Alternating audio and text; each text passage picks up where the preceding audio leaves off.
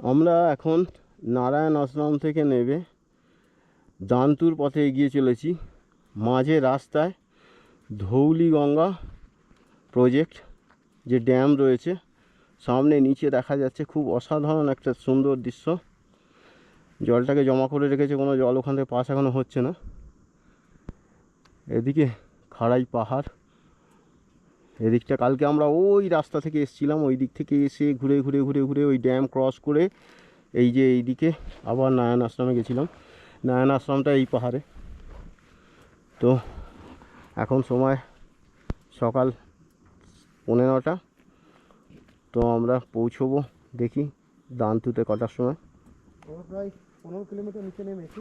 প্রায় 15 কিলোমিটার মতো নিচে নেমে এসেছি, এখনও 40 কিলোমিটার মতো বাকি আছে। অসাধারণ ভিউ। আমার যেতে ভয় করছে, আমার হাতটা একটু ধরো। ওই রাস্তা থেকে আমরা উপরে উঠে এলাম, তাই তো?